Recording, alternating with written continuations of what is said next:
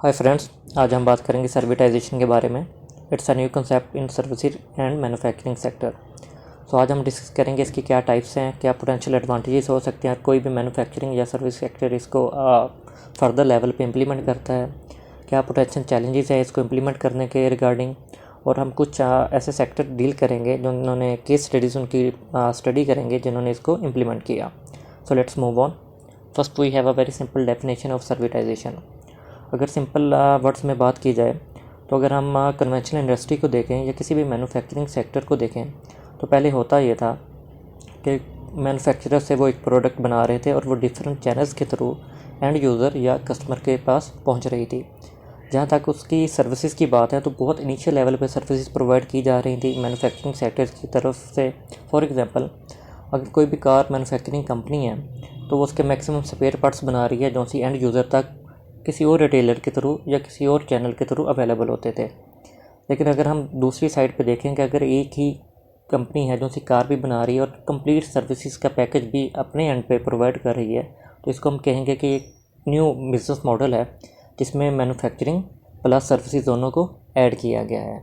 So servitization means adding services to the product focused business to generate new revenue streams and achieve desire customer satisfaction. तो अगर हम definition देखें तो यहाँ से हमें दो बेनिफिट मिलेंगे सर्विटाइजेशन को इम्प्लीमेंट करने में। फर्स्ट तो ये है कि रेवेन्यू जनरेट होगा एक न्यू सोर्सेज के थ्रू, मीन सर्विस सेक्टर के थ्रू, प्लस जो सी कस्टमर की सेटिस्फेक्शन है वो बढ़ जाएगी। जो भी सेक्टर इसको इम्प्लीमेंट करेगा या कोई भी कंपनी इसको इम्प्लीमेंट करती है तो उसके रिगार्डिंग कस्टमर की सेटिस्फेक्शन ऊपर चली जाएगी और जिसकी वजह से उसको मार्केट के अंदर भी कम्पिटिटिव एज हासिल होगा। In simple words, servitization means selling entire business solution instead of just products. तो यहाँ पे हमारे पास टाइप्स ऑफ सर्विसेज हैं। First we have base services. इसमें आप गुड्स मैन्युफैक्चर करते हैं और उसके जो स्पेयर पार्ट्स होते हैं वो आप बनाते हैं। मोस्टली कन्वेंशनल मॉडल यही है, आप कोई भी प्रोडक्ट बना रहे हैं प्लस आप उसके स्पेयर पार्ट्स बना रहे हैं जो एंड यूज़र या कस्टमर तक अवेलेबल होते हैं। Then there comes intermediate services.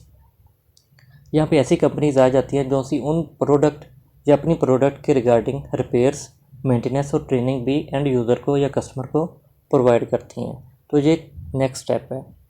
Then there comes advance services. जहाँ पे आपको कस्टमर सपोर्ट एग्रीमेंट्स होते हैं, आप एक कंप्लीट सर्विसेज का पैकेज उनको प्रोवाइड किया जाता है एंड यूज़र को, that can be customise as well.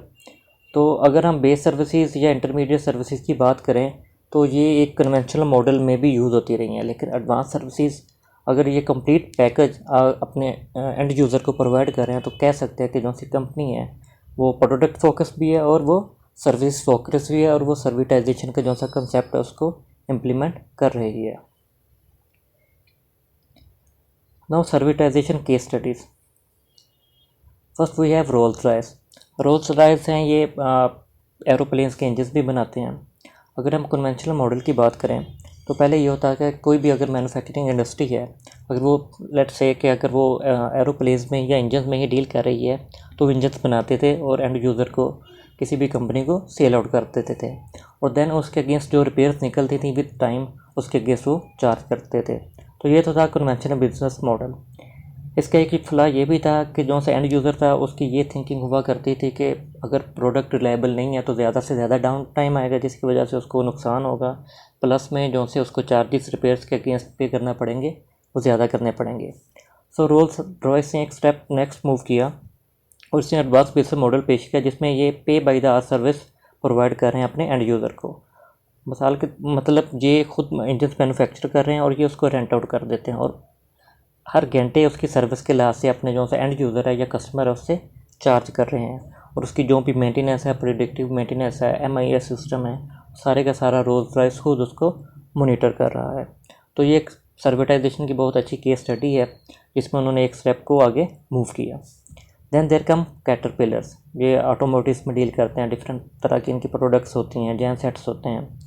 तो ये प्रोडक्शन से एक स्टेप आगे गए, इन्होंने डिजिटलाइजेशन की तरफ गए जहाँ पे कंडीशनल मॉनिटरिंग आ जाती है, प्रिवेंटिव मेंटेनेंस की न्यू टेक्निक्स हैं, उसके लोकेशन के पॉइंट ऑफ व्यू से हैं। आप एक ही मतलब सेंटर में बैठ के तमाम चीज़ों को मॉनिटर कर रहे हैं और अपने जो सी कस्टमर है उसको एक अच्छा कंप्लीट पैकेज सर्विसेज का प्रोवाइड कर रहे हैं। देन देयर कम्स थर्ड जो सी केस स्टडी वो है नेटफ्लिक्स की। पहले क्या होता था कि प्रोडक्शन हाउसेस होते थे, वो मूवीज़ बनाते थे। दैन देयर वाज डिस्ट्रीब्यूटर्स जो से उस मूवीज़ को सिनेमा हॉल के थ्रू डिस्ट्रीब्यूट कर रहे थे। सिनेमा के जो से ऑनर थे वो एक अलहदा उनका इशूज़ थे, मतलब 3 तरह की उसमें कंपनीज या 3 तरह के जो सी इनपुट थी वो इन्वॉल्व थी। लेकिन अगर हम नेटफ्लिक्स की बात करें तो ये एक ही प्रोडक्शन हाउस हम उसको कह सकते हैं जो सी खुद ही मूवीज़ बना रहा है और उसको अपने ही जो सा मीडिया चैनल है उसके ऊपर इसको स्ट्रीम कर रहा है और उसके थ्रू वो चार्ज कर रहा है। सो जो सी एंड यूज़र है उनको ना तो सिनेमा हॉल में जाने की ज़रूरत है और ना ही एक डीवीडीज़ हैं या उनको परचेज़ करने की ज़रूरत है। तो ये एक नेक्स्ट बिजनेस मॉडल है जिसमें आप प्रोडक्ट भी कर रहे हो, उसकी मैन्युफैक्चरिंग कर रहे हो या उस चीज़ को बना भी रहे हो और इसी की आप सर्विसेज भी प्रोवाइड कर रहे हो। So Netflix is a very good example of servitization in modern era. So now we have some potential advantages of servitization. First is growth in revenue. लाजमी बात है कि पहले आप एक चीज़ को मैन्युफैक्चर कर रहे थे या किसी भी प्रोडक्ट को बना रहे थे, प्लस आप अगर उसका सर्विसेज भी प्रोवाइड करें और उसके अगेंस्ट आप चार्जेस कर रहे हैं या न्यू रेवेन्यू स्ट्रीम्स जनरेट कर रहे हैं तो आपके जो सा रेवेन्यू है वो बढ़ जाएगा। Then there comes financial stability. आपका बिजनेस है जो सा वो एक्सपेंड हो रहा है, आपकी मार्केट के अंदर जो सी या मार्केट के अंदर आप ज़्यादा रूटेड हो रहे हैं तो आपकी जो सी फाइनेंशियल स्टेबिलिटी है वो पहले की निस्बत बढ़ जाएगी। आपको दूसरों के ऊपर कम्पिटिटिव एज भी हासिल होगा। Reduce equipment complexity. चूँकि आप पहले आप प्रोडक्ट बना रहे थे उसके क्या प्रोज एंड कौन से शायद आप उसके बारे में अब इतना नहीं, पहले इतना नहीं जानते थे जितना आप जानते हैं, क्योंकि अब आप उसकी सर्विसेज भी प्रोवाइड कर रहे हैं और अब ट्रू मनी में जो कस्टमर की नीड है उसके बारे में अब हम जानते हैं या आप जानते हैं। तो जो सी इक्विपमेंट की कॉम्प्लेक्सिटी है वो फर्दर स्टेप में रिड्यूस हो जाएगी। कस्टमर की जो सी सेटिस्फेक्शन है वो बढ़ जाएगी, क्योंकि आपको भी कस्टमर की नीड्स का पता होगा, आप उनको डायरेक्ट डील कर रहे होंगे तो उसकी जो सी कस्टमर सेटिस्फेक्शन है वो पहले की निस्बत बढ़ जाएगी। और इन सब की बदौलत आपको क्या होगा, अगर मार्केट में आपके कंपेटिटर्स बैठे हुए हैं और वो सर्विटाइजेशन को नहीं प्रोवाइड कर रहे, वो जस्ट एक चीज़ की मैन्युफैक्चरिंग कर रहे हैं और आप उसकी सर्विसेज भी प्रोवाइड कर रहे हैं और आपकी सर्विस रिलायबल है, तो उसकी वजह से क्या होगा कि आपको उनके ऊपर कॉम्पिटिटिव एज हासिल होगा। Then there are some challenges to servitization, कि अगर इसको हम इम्प्लीमेंट, कोई भी कंपनी या मैन्युफैक्चरिंग या सर्विस सेक्टर इसको फर्दर लेवल पे इम्प्लीमेंट करने जाता है तो उसमें क्या प्रॉब्लम्स आ सकते हैं। First is mind set change. Mind set यही है, कन्वेंशनल बिजनेस मॉडल यही है कि आप एक चीज़ प्रोड्यूस कर रहे हो, मैन्युफैक्चर कर रहे हो और आप उसको मार्केट के अंदर थ्रो कर रहे हो डिफरेंट रिटेलर्स के थ्रू या डिफरेंट चैनल्स के थ्रू। तो इस माइंडसेट है, अगर इसको चेंज करना तो उसके लिए लाजमी बात है एक विल चाहिए। तो अगर तो अपर मैनेजमेंट की ये विल है तो एक बड़ा चैलेंज है उनके लिए। Change in business model, manufacturing का बिजनेस मॉडल है, आप उसी को फॉलो कर रहे हैं थ्रू आउट द ईयर्स। तो अगर आपने उसको सर्विसेज के ऊपर लेके जाना है, क्योंकि service sector is completely different from manufacturing, उसके लिए डिफरेंट आपको स्ट्रीम्स बनाना पड़ेंगे, डिफरेंट आपको सेटअप बनाना पड़ेगा, रिक्रूटमेंट या ट्रेनिंग्स वगैरह करना पड़ेंगी। तो उसके लिए आपको एक ये चैलेंज है आपके लिए कि आपने न्यू बिजनेस मॉडल की तरफ जाना है।